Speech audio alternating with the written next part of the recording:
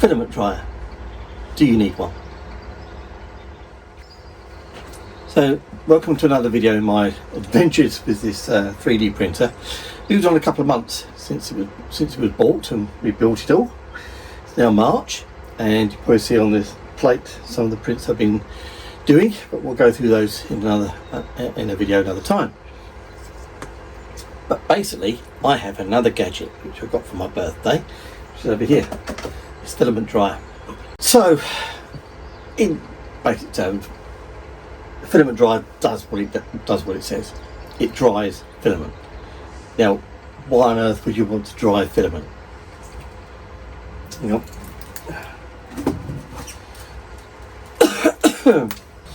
Well, you know, on first glance, it's perfectly bone dry. I've not dropped it in water, have I? But from all the research I've done, and I've done a lot over the last few months, is that all these different types of filaments that you can get are what they call as hygroscopic to some level or another. That is, they absorb moisture from the environment around them. Some are worse than others. PLA is probably one of the ones, from what I understand, is one of the best. It doesn't really absorb moisture to a great extent. It still does, but not to a great extent. And I've never had a problem in the months I've been doing all these prints, as you can see. I've never had a problem. But I'm now moving into an area whereby I'm using filaments that are actually more hygroscopic. I've now got, if I can find it, this one. In here is a TPU filament. This is going to be used to be printing out some phone cases. It's much more flexible filament. I'll go into what different types of filaments are in another video. But suffice to say, this one needs drying before it can be used. Now, even when it's sealed in this bag, it still needs to be dried. But we're going to try an experiment in a minute. Now, I've got another one which has just arrived today. Oh, which is over here. This one. This is PETG filament. Much stronger than PLA and can be used outdoors. It's much more UV resistant, that's why I've bought it. This is going to be used for making my junction boxes for work. But it's also going to be used for something else, which again is another project which I'll explain in another video. Again, it's sealed, but it still needs drying. Or does it?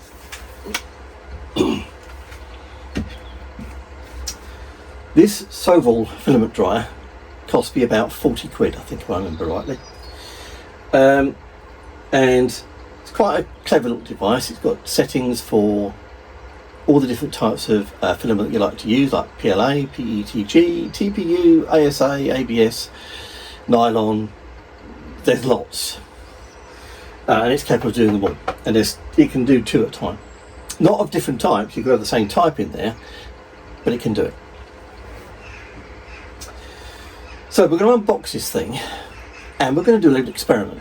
It's a bit crude, this experiment, but these filaments you can see up here, and the other ones, all these PLA filaments, they've just been stored out here in my workshop garage. Behind the camera there's an open garage door. This environment isn't ideal. It's probably the worst environment you could probably keep filaments. Not kept them in storage boxes or anything like that. They've been kept outdoors for the last couple of months. Not outdoors, but been kept just on the desk here. And we're in the northwest of England, which is wet a lot of the times. It's actually nice and sunny at the moment. Humidity can be around 70% or more sometimes around here. We've also, as you can see in the background, a boiler. This is probably the worst place to keep filament, unless you're going to submerge them in a bath. Can't even say that. So what we're going to do, as I say, crude experiment. We're going to put 2 of my PLA's filaments in this dryer. We're going to weigh them first before they go in, and then we're going to weigh them afterwards. Now, if this has taken out any water, any condensation, moisture out of those filaments, they will weigh less. As I say, it's a crude experiment. I'm not using very accurate scales to do this. These are going to be kitchen scales from the kitchen, but in theory it should see a difference. Like I say, I've never had a problem with all this. Not one of these prints have gone wrong. This is a shiny black PLA filament, probably quite hard to print. Came out fine, no problem at all. So that's what we're going to do. So I'm going to go and get these kitchen scales. We're going to unbox this, stick a couple of PLAs in there, or see how it all works together. Also, the other good thing about this particular thing is it can also be used as a storage box, and you can put the desk and stuff that comes with these. You can put these into this, and it'll actually help them keep dry, apparently. So I've got a couple of those. So yeah, so I'm going to go and get my scales. We'll get this unboxed and let's see if this actually does anything at all. Okay, one set of kitchen scales. Let's turn them on. There we go. So that's showing 0 grams. Right, let's get this brown one, because that's PLA. PLA plus, actually, to be fair. So let's stick you on there. And we're talking 802 grams. Yeah, you can see, just about see that, 802 grams. Just double check that there. It's 784. Okay, it's saying 805. 800. Yeah, let's go with 805. There you go. Right, so that brown one is 805. Let's get the green one off. Oh, because that was probably going to be a bit more than that, I can imagine. 1,063. So yeah, if I weigh them the same way, then we'll get this in. So 1,063 grams. Yeah. Okay, so those are the ones we're going to use. So let's get this filament dryer unpacked.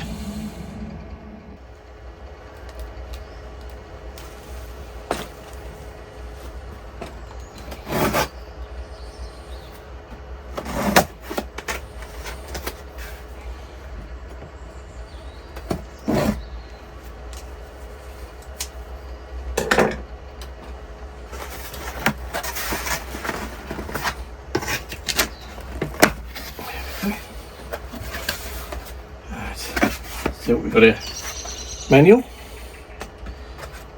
more packing. Keep all the packing like I did last time. Okay. Right. It's interesting to get it.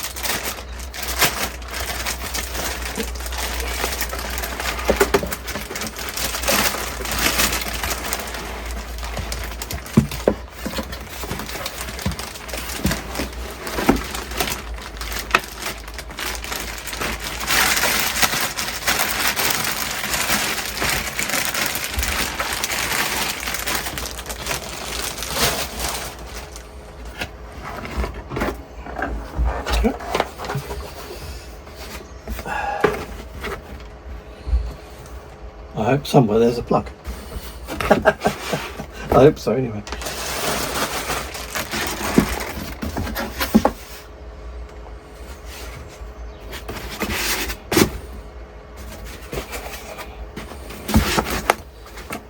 Out the way.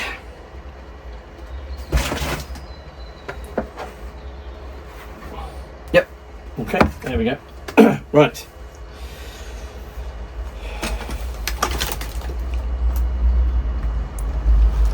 Okay, so you might be able to see, you can actually run the filaments directly out of this. Now, I'm not going to be doing that. I'm going to be using the spool on the main printer. So let's undo it. There we go, one plug.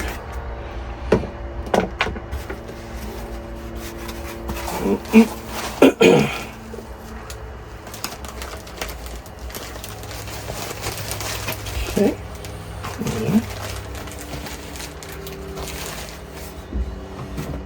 There. Oh, now there's some tubing in this, so we will keep that. I'm not planning on using this directly from this, but I can do if I want to.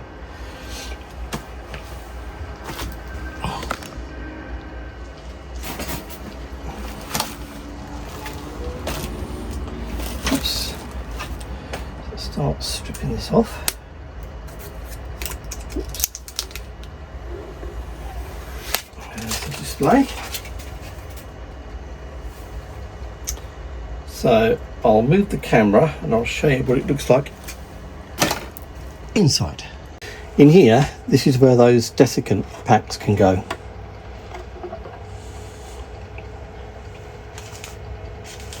So might as well do it while I'm here.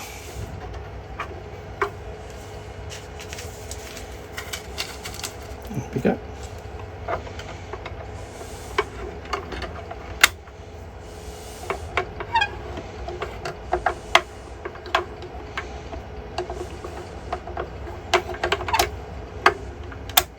Okay, so they're in.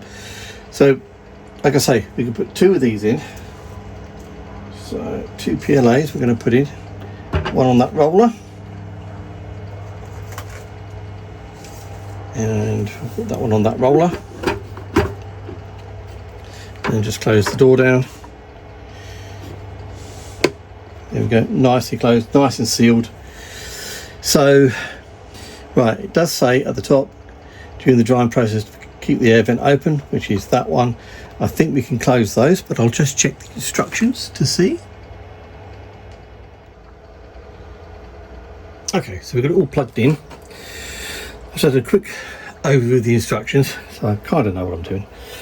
Right, so let's turn it on.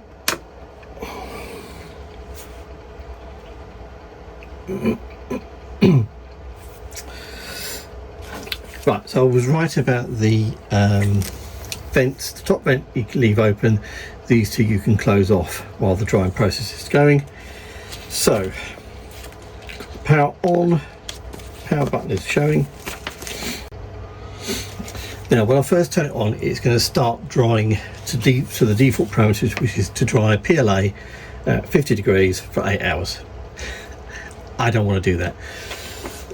Not for the initial tests. So there's a table here that shows you for the different types of filament you can use. So 50 degrees for PLA between 4 and 12 hours. So we're going to set it to 4 hours and we'll see what we get. So I'm going to turn it on and we're going to set it up.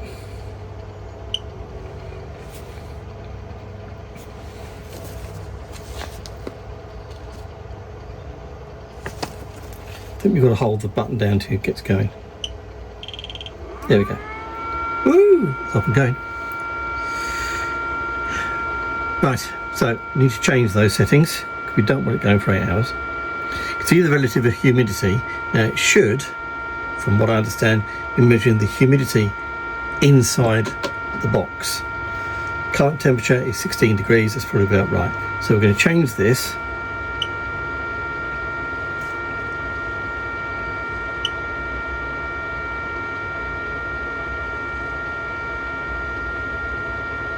Alright, so you can see the cursor's moved. So I'm going to change the time down to 4 hours. There we go. Leaving the temperature at 50 degrees for PLA. There we go. So materials, we can change the materials from PLA to anything else. But this is PLA, so we're going to do it with that. So let's leave it for a minute. Oh, there we go. So it is counting down. And it's saying relative humidity is now 51%, current temperature 21 degrees, but it's only just come out of the box, so it's going to take a little while just to settle down. Right, the current temperature, I'm just looking at this, current temperature is warming up to 50 degrees, that's what it's currently doing. So it's not registering the ambient temperature, it's the temperature it's warming up to. So we've left this down for half an hour, and as you can see it's up to 50 degrees with a relative humidity of 34%. So we'll leave it running for this 3.5 hours, come back, we'll we'll re-weigh these drums and see if any moisture has been taken out of them. So here we are, 3 hours later. Let's see what happens to these two drums. I do like the design. It's like nice rounded tops rather than being squares. I do like that. I love the clear display and how easy it is to change all the settings on it. Nice and simple, nothing complicated about it. Main case is, does it work? Does it actually do the job? Now, if it does, I probably won't be drying PLA in here. Like I say, I've never had trouble with the PLA filaments whatsoever. If I started seeing prints starting to fail, a lot of stringing, bubbling out of the nozzle, which is a dead giveaway, then yeah, I probably will. But for the moment, no. It's mainly going to be used for drying out PETG stuff and TPU. Oh, there we go, gone to 0. Now, is that going to shut off automatically, or do I have to shut it off? That's a good question. I don't know. Oh, there we go. Right, answers that question. It shuts itself off. Right. Right. Okay then. That's be okay to handle. Let's push it back. Moment of truth time. Let's get the scales out. Let's see what that. Let's move that down a bit. There we go. Right. Let's see, shall we?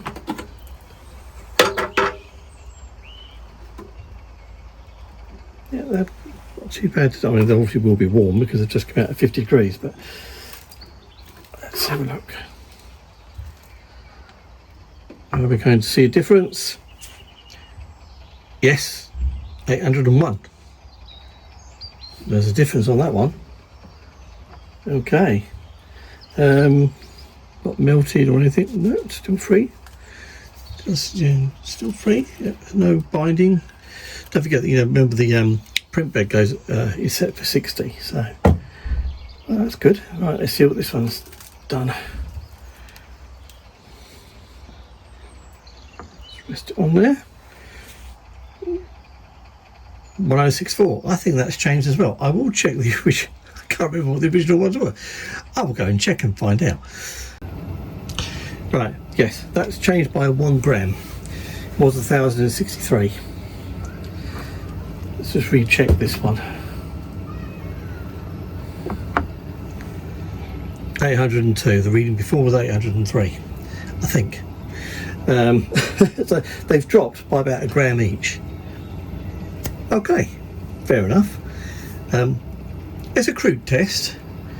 Maybe a better test would be, let's get the TPU, let's get the PETG out of its bag.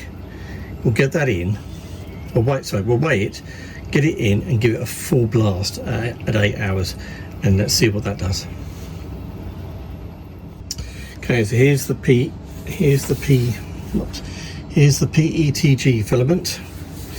So let's reset that to 0. So its weight to start with is 1123. Let's get it in. I love the rollers, great. That's a great thing on the rollers. Right, let's seat it up.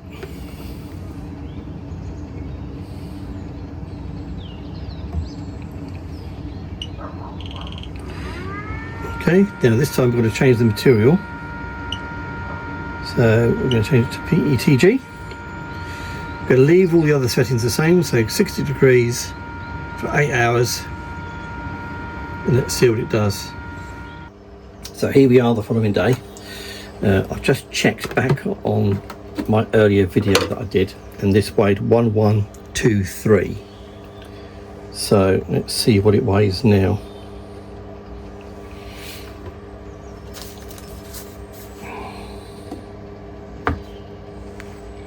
1120. So 3 grams lighter. So it is doing something. Whether it actually makes a difference or not, well, we don't know yet, because it's like I say, this is a very crude experiment, but it has done it. Is it worth it? Well, I'm going to be honest. Time will tell. Did it dry the filaments? Yes, it did. Even though it's a crude test with those kitchen scales, the filaments were lighter by between 1 and 3 grams when they came back out. So yes, it's doing something. Only time will tell. But it did. It took 3 grams out of the PETG filament, even though it was brand new out of the packet. So obviously I've got the TPU I've got to put in, but I'll put that in another time. I'm going to say that my jury's out on this right now, until I can get some prints done with the PETG and the TPU and see if they're printing okay. What I should have done is I should have done a test print before put them into the dryer. But as I say, unfortunately with the PLAs, I've not had a problem with them. It probably is going to be worth having, but like I say, for right now, the jury's out on this. Is it a good piece of kit? Yes, definitely. Really easy to use. Has most of the filaments you're ever going to come across that you can put in it. I did say nylon, but I don't think nylon was listed in the list. It does what it says on the tin. It does do the job. Whether there's a difference in the printing or not, that's something that we'll have to look at as we move forward. Would I suggest buying one of these for people doing it using PETG and TPU? I can't say yes or no on that, not until I've done some tests. So watch this space on this one. And we'll see you on the next video.